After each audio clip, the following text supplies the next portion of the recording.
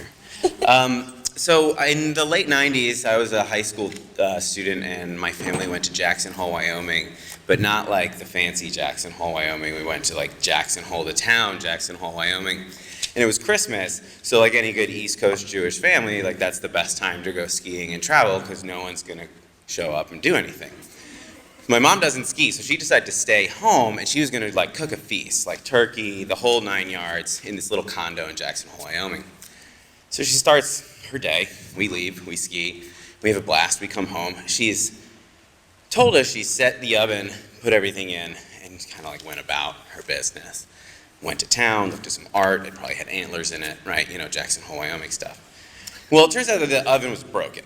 So it never actually got hot, she never heated it up, and so we just had this frozen cold turkey, and it's Christmas in the middle of nowhere, Wyoming. So there were 2 restaurants open that would deliver. One was pizza, and the other was Indian food. So my mom said, we're getting Indian food. And we were all like, are you sure? We're in Jackson Hole, Wyoming, and it's Christmas Eve. Maybe we should get just the pizza. She insisted Indian. So we ordered Indian food, and I love Indian food, so we all picked dishes that we love. And it arrives, and the door opens, and the kitchen was on the 2nd floor. The door opens on the 1st floor. And you could smell this Indian food. You could smell that it was bad. Like, hands down.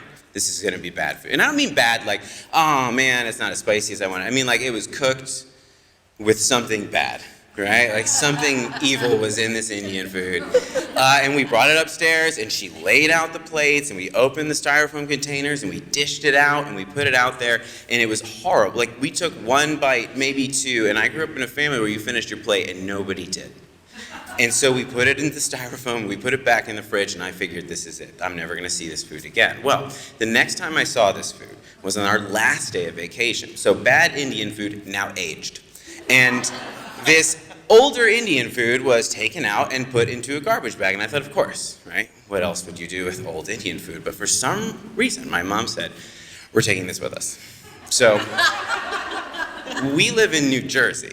So in order to, in the late 90s, get from Jackson Hole to New Jersey, to Newark Airport, you need to take a small airplane to Utah, and then you will fly from Utah to somewhere else, and then you will fly from somewhere else to New Jersey. And my mother gave me the honor of carrying the Indian food. So I'm like 16, and now I smell, right? And we go to the small Jackson Hole Airport, and I'm holding it, and I'm like, there's no way we're doing this. And she insisted, and you did not mess with my mom. So I got on the tiny airplane, and everybody looked like they wanted to kill me. And we landed in Utah, and I thought, that's it. Like, there's no way we're doing this a second time, right? She smelled it, everybody smelled it, there's no way.